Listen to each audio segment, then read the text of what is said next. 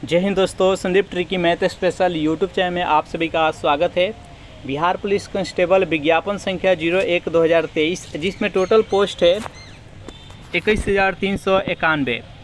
इसके लिए practice set number 31 है। प्रैक्टिस सेट नंबर 1 से लेकर 30 तक नहीं देखोगे तो इसके लिए प्लेलिस्ट बना दिए हैं, वहां से जाकर आप सारी वीडियो एक एक करके देख सकते हैं। इस वीडियो में भी हम 50 से अति महत्वपूर्ण प्रश्न देखने वाले हैं, तो इस वीडियो को अंत तक देखिएगा। वीडियो स्टार्ट करते हैं और चलते हैं हम प्रश्न की तरफ।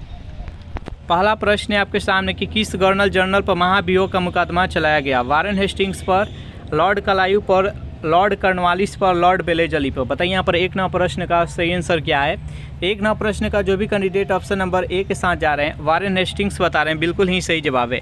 सेकेंड प्रश्न है, बेहद इंपॉर्टेंट प्रश्न है, किस ईस्वी में बंगाल और बिहार में भूमि पर किराएदारों के अधिकारों को बंगाल किराएदारी अधिनियम द्वारा दिया गया था? 1885, 1886, 1889 और 1900। बताइए यहाँ पर 2 नंबर प्रश्न का सही आंसर क्या है।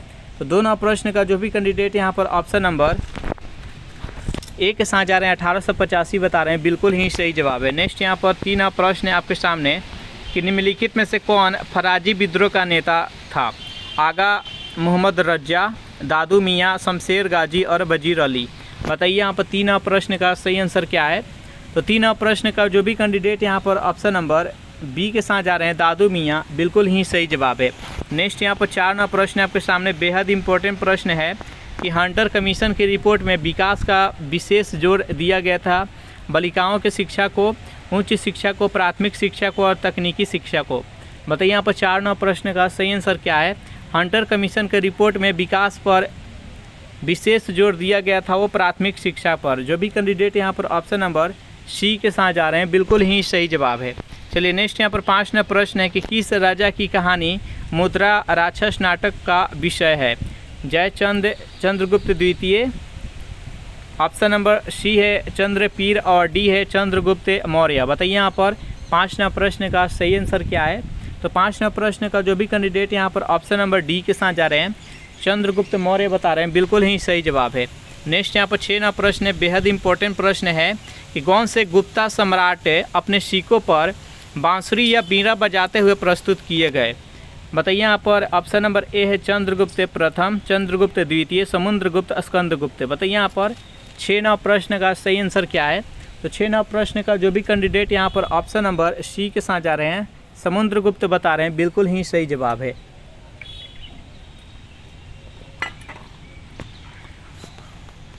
7वां प्रश्न आपके सामने कि मौखरी शासकों की राजधानी कहाँ थी? थानेश्वर, कन्नौज, पुरस्पुर, उपयुक्त में से कोई नहीं। बताइए यहाँ पर 7वां प्रश्न का सही आंसर क्या है। मौखरी शासकों की राजधानी कहाँ थी? जल्दी से कमेंट कीजिए। 7वां प्रश्न का जो भी कैंडिडेट ऑप्शन नंबर बी के साथ जा रहे हैं कन्नौज बता रहे हैं, बिल्कुल ही सही जवाब है। नेक्स्ट यहाँ पर 8वां प्रश्न है आपके सामने, बेहद ही इंपॉर्टेंट प्रश्न है, मध्यकालीन मंदिरों में सबसे लंबा कौन सा मंदिर है? एलोरा का कैलाश मंदिर, कोणार्क का सूर्य मंदिर, उदयपुर की नीलकांतेश्वर मंदिर और डी है तंजौर का बृहदेश्वर मंदिर। बताइए यहाँ पर 8 नंबर प्रश्न का सही आंसर क्या है। तो जो मध्यकालीन मंदिरों में सबसे लंबा जो मंदिर था उसका नाम था तंजौर का बृहदेश्वर मंदिर। जो भी कैंडिडेट यहाँ पर ऑप्शन नंबर डी के साथ जा रहे हैं, बिल्कुल ही सही जवाब है। नेक्स्ट यहाँ पर 9 नंबर प्रश्न है आपके सामने, बेहद ही इम्पोर्टेंट प्रश्न है कि निम्नलिखित में से कौन सा किसी मृत व्यक्ति का स्मारक नहीं है? बीबी का मकबरा, ताजमहल, चार मीनार और एतमाद उल उद्दौला। बताइए यहाँ पर 9 नंबर प्रश्न का सही आंसर क्या है। निम्नलिखित में से कौन सा किसी मृत व्यक्ति का स्मारक नहीं है? तो 9 नंबर प्रश्न का जो भी कैंडिडेट यहाँ पर ऑप्शन नंबर सी के साथ जा रहे हैं, यानी चार मीनार जो कि हैदराबाद में स्थित है, ये किसी मृत व्यक्ति का मकबरा या स्मारक नहीं है। इसका राइट आंसर हो जाएगा ऑप्शन नंबर सी। नेक्स्ट यहाँ पर 10 नंबर प्रश्न है,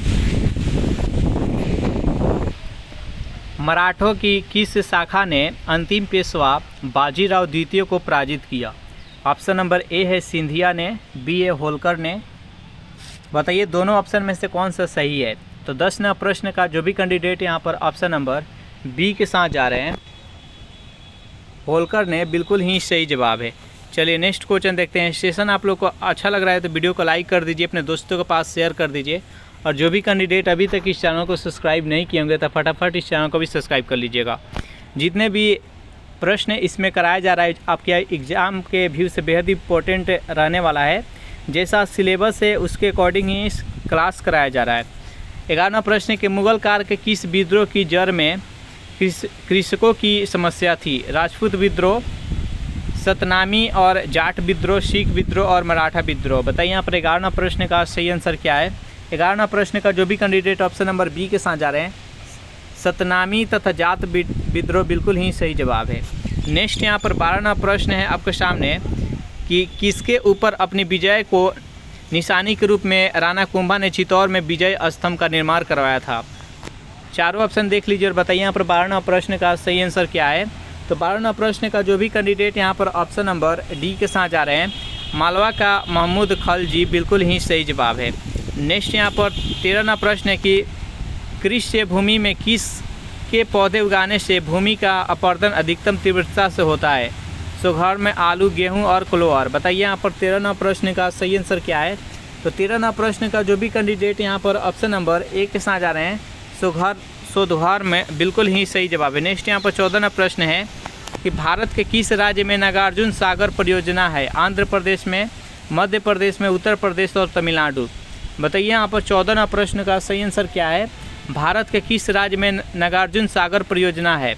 तो 14वां प्रश्न का जो भी कैंडिडेट यहाँ पर ऑप्शन नंबर ए बता रहे हैं, आंध्र प्रदेश बिल्कुल ही सही जवाब है। आप एक प्रश्न का उत्तर दीजिएगा कि नागार्जुन सागर परियोजना ये किस नदी पर है, जैसे कमेंट करिए।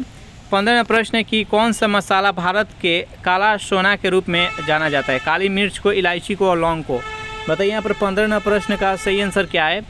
तो कौन सा मसाला को भारत का काला सोना के रूप में जाना जाता है? तो काली मिर्च को। जो भी कैंडिडेट यहाँ पर ऑप्शन नंबर ए के साथ जा रहे हैं बिल्कुल ही सही जवाब है। नेक्स्ट क्वेश्चन देखते हैं। प्रश्न है आपके सामने, सदाबहार क्रांति भारत में कृषि उत्पादन बढ़ाने के लिए प्रयोग में लाई गई थी। नॉर्मन बोरलॉग द्वारा, एम.एस. स्वामीनाथन द्वारा, राजकृष्ण द्वारा और डी है R.K.V. राव द्वारा। बताइए यहाँ पर 16वां प्रश्न का सही आंसर क्या है। तो 16वां प्रश्न का जो भी कैंडिडेट यहाँ पर ऑप्शन नंबर बी बता रहे हैं, M.S. स्वामीनाथन द्वारा बिल्कुल ही सही जवाब है। नेक्स्ट यहाँ पर 17वां प्रश्न है कि ब्रह्मपुत्र नदी तिब्बत में किस नाम से जाना जाता है? जो ब्रह्मपुत्र नदी है उसको तिब्बत में किस नाम से जाना जाता है? जल्दी से बताइए यहाँ पर 17 नंबर प्रश्न का सही आंसर क्या है। तो जो भी कैंडिडेट यहाँ पर ऑप्शन नंबर डी के साथ जा रहे हैं, शंगपुओ बिल्कुल ही सही जवाब है। नेक्स्ट यहाँ पर 18वां प्रश्न है कि अंडमान और निकोबार द्वीप समूह का सर्वोत्तम शिखर है, पल्याण शिखर स्थित है बृहद निकोबार में, मध्य अंडमान में, लघु अंडमान में और उत्तरी अंडमान में। बताइए यहाँ पर 18वां प्रश्न का सही आंसर क्या है। तो 18वां प्रश्न का जो भी कैंडिडेट यहाँ पर ऑप्शन नंबर डी के साथ जा रहे हैं, उत्तरी अंडमान बिल्कुल ही सही जवाब है। नेक्स्ट यहाँ पर 19वां प्रश्न है कि भारत में वर्षा का अधिक होते हुए भी यह देश प्यासी धरती समझा जाता है, इसका कारण क्या है? वर्षा के पानी का तेज़ी से बह जाना, वर्षा के पानी पर शीघ्रता से भाप बनकर उड़ जाना, और सी है वर्षा को कुछ थोड़े ही महीनों में जोर होना, और डी है उपयुक्त में से सभी। तो 19वां प्रश्न का जो भी कैंडिडेट यहाँ पर ऑप्शन नंबर डी के साथ जा रहे हैं, उपयुक्त सभी बिल्कुल ही सही जवाब है। और भारत में तो वर्षा अधिक होते हुए भी इसको प्यासी धरती समझा जाता है, इसका ये प्रमुख 3 कारण है। नेक्स्ट यहाँ पर 20वां प्रश्न है कि पृथ्वी सूर्य से निकटतम दूरी पर होती है 3 जनवरी को, 4 जुलाई को, 22 मार्च को और 21 सितंबर को। बताइए यहाँ पर 20वां प्रश्न का सही आंसर क्या है। पृथ्वी सूर्य से निकटतम दूरी पर किस डेट को होती है? तो यहाँ पर 20वां प्रश्न का जो भी कैंडिडेट यहाँ पर ए बता रहे हैं 3 जनवरी बिल्कुल ही सही जवाब है। इसका राइट आंसर है ऑप्शन नंबर ए। नेक्स्ट यहाँ पर 21वां प्रश्न है कि पृथ्वी का व्यास है, ये चारों ऑप्शन देख लीजिए और जल्दी से बताइए यहाँ पर 21वां प्रश्न का सही आंसर क्या है। पृथ्वी का व्यास कितना है? तो यहाँ पर 21वां प्रश्न का जो भी कैंडिडेट ऑप्शन नंबर डी के साथ जा रहे हैं, उपयुक्त में से कोई नहीं, बिल्कुल ही सही जवाब है। देखिए पृथ्वी का व्यास कितना है, तो 12,742 किलोमीटर है। तो लगभग ये ऑप्शन नंबर सी हो जाएगा, लेकिन एग्जैक्ट अगर बोला जाए तो 12,742 है जो कि पृथ्वी का व्यास है। नेक्स्ट यहाँ पर 22वां प्रश्न है आपके सामने कि पश्चिमी हिमालय के शीतोष्ण पेटी में निम्नलिखित में से किस एक वृक्ष का बाहुल्य है? चीड़ का, देवदार का, सिल्वर फन का और नीला पाइन का। बताइए यहाँ पर 22 नंबर प्रश्न का सही आंसर क्या है? तो 22 नंबर प्रश्न का जो भी कैंडिडेट यहाँ पर ऑप्शन नंबर बी के साथ जा रहे हैं, देवदार, बिल्कुल ही सही जवाब है।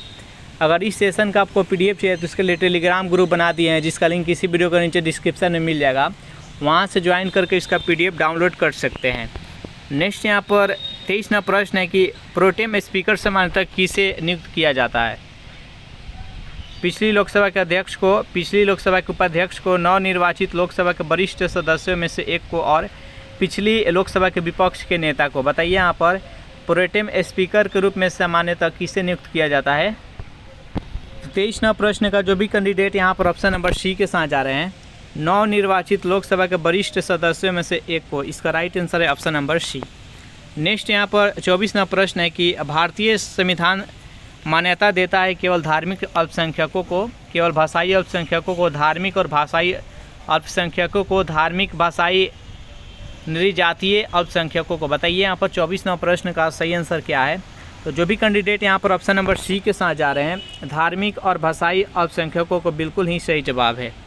नेक्स्ट यहाँ पर 25 नंबर प्रश्न है कि भारतीय संविधान में जैसा निहित है निम्न में से कौन सा समानता के मौलिक अधिकार में सम्मिलित नहीं है? कानून के समक्ष समानता, सामाजिक समानता, अवसर की समानता और आर्थिक समानता। बताइए यहाँ पर 25 नंबर प्रश्न का सही आंसर क्या है? तो मौलिक अधिकार के रूप में किसे सम्मिलित नहीं किया गया है? तो आर्थिक समानता को। इसका राइट आंसर है ऑप्शन नंबर डी। नेक्स्ट यहाँ पर 26 नंबर प्रश्न है कि भारत में किसी राज्य की राज्यपाल बनने वाली पहली महिला कौन है? राजकुमारी अमृत कौर, प्रज्ञा नायडू। बताइए यहाँ पर 26 नंबर प्रश्न का सही आंसर क्या है? ऑप्शन नंबर इसका सी है सरोजिनी नायडू और डी है सरला ग्रेवाल। तो यहाँ पर 26 नंबर प्रश्न का जो भी कैंडिडेट ऑप्शन नंबर सी के साथ जा रहे हैं, सरोजिनी नायडू, बिल्कुल ही सही जवाब है। 27 नंबर प्रश्न है आपके सामने कि मंडल आयोग रिपोर्ट किस वर्ष प्रस्तुत की गई? 1990 में, 1983, 1980, 1977। बताइए यहाँ पर 27 नंबर प्रश्न का सही आंसर क्या है? तो मंडल आयोग रिपोर्ट किस वर्ष प्रस्तुत की गई थी? तो 27 नंबर प्रश्न का जो भी कैंडिडेट ऑप्शन नंबर सी के साथ जा रहे हैं, 1980, बिल्कुल ही सही जवाब है।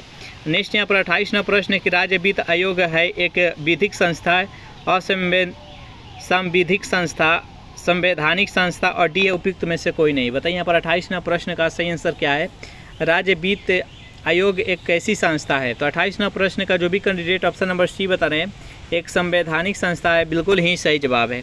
नेक्स्ट यहाँ पर 29 नंबर प्रश्न है आपके सामने कि किसी देश में आय का पुनर्वितरण करने का सर्वोत्तम मार्ग क्या है?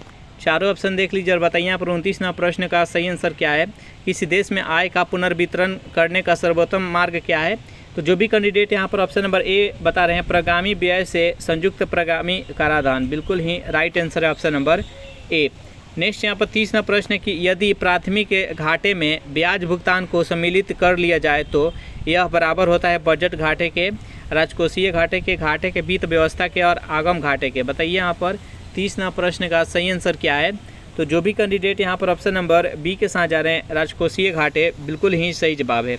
31 नंबर प्रश्न है आपके सामने, निम्नलिखित में से किस देश ने सरकारी तौर पर परिवार नियोजन कार्यक्रम को सर्वप्रथम अपनाया था? ब्राज़ील ने, अमेरिका ने, भारत ने और चीन ने। बताइए यहाँ पर 31 नंबर प्रश्न का सही आंसर क्या है? निम्नलिखित में से किस देश ने सरकारी तौर पर परिवार नियोजन कार्यक्रम को सर्वप्रथम अपनाया था? तो 31 नंबर प्रश्न का जो भी कैंडिडेट यहाँ पर सी बता रहे हैं, भारत ने, बिल्कुल ही सही जवाब है। चलिए नेक्स्ट यहाँ पर प्रश्न है आपके सामने कि निम्नलिखित में से कौन सा जनसंख्या जनसांख्यिकीय विशेषताओं का हिस्सा नहीं है? जनसंख्या का घनत्व, रहन सहन का स्तर, लिंगानुपात, ग्रामीण शहरी जनसंख्या। बताइए यहाँ पर 32 नंबर प्रश्न का सही आंसर क्या है? तो इसका राइट आंसर हो जाएगा रहन सहन का स्तर।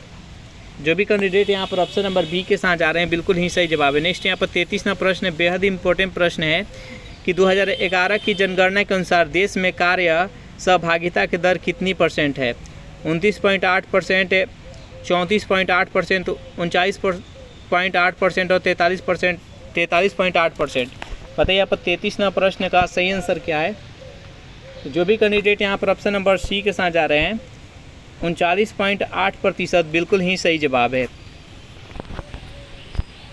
नेक्स्ट यहाँ पर 34वां प्रश्न है कि भारत में बेरोजगारी के आंकड़े कौन एकत्रित और प्रकाशित करता है? नीति आयोग, वित्त आयोग, NSSO और UNO। बताइए यहाँ पर 34वां प्रश्न का सही आंसर क्या है?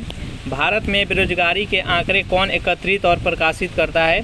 तो 34वां प्रश्न का जो भी कैंडिडेट यहाँ पर ऑप्शन नंबर सी के साथ जा रहे हैं, NSSO बिल्कुल ही सही जवाब है।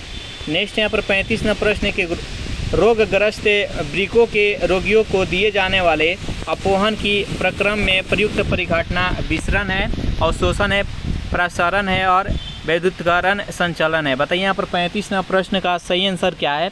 तो 35वां प्रश्न का जो भी कैंडिडेट यहाँ पर ऑप्शन नंबर सी के साथ जा रहे हैं, प्रसारण बिल्कुल ही सही जवाब है।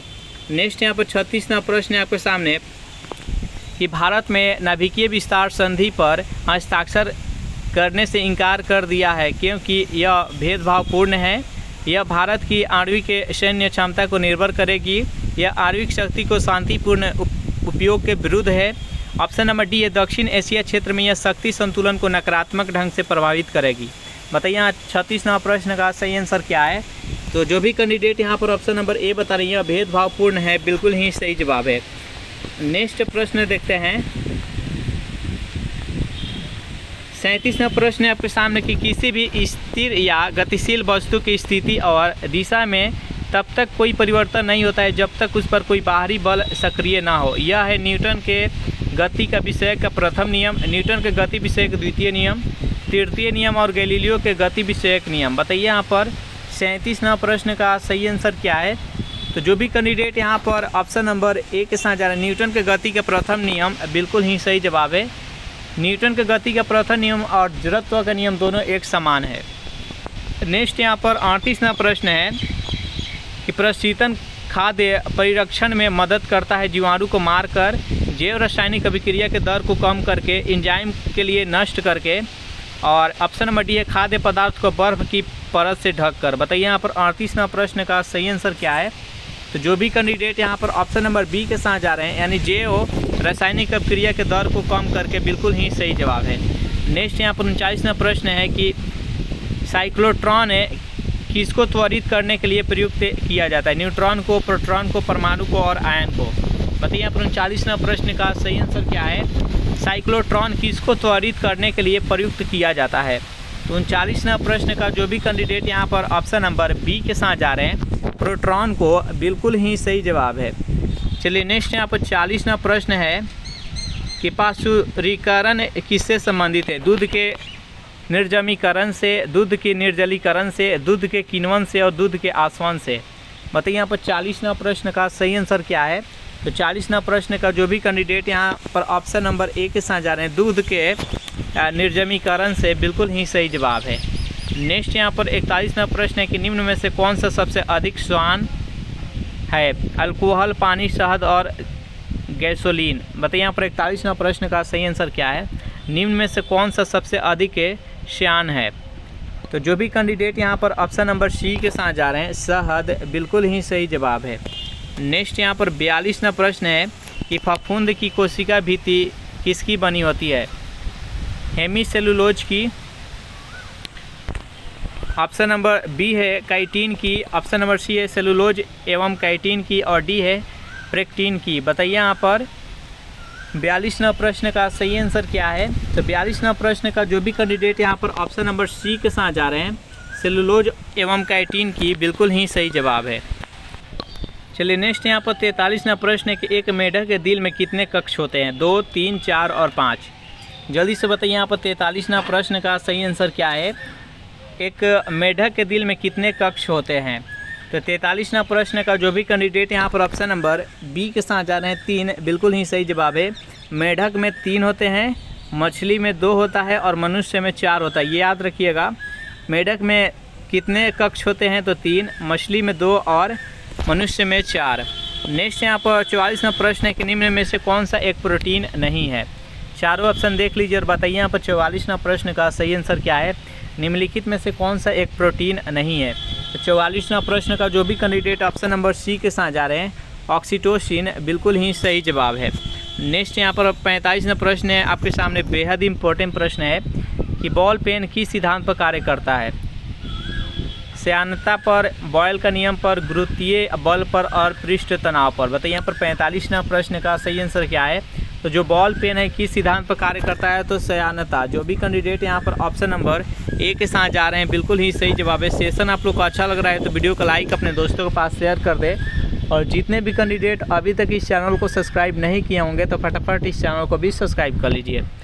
46वां प्रश्न है कि अस्पतालों में मंद निषेधक के रूप में प्रयुक्त गैस है carbon dioxide, carbon monoxide, helium और नाइट्रस ऑक्साइड। बताइए यहाँ पर 46वां प्रश्न का सही आंसर क्या है।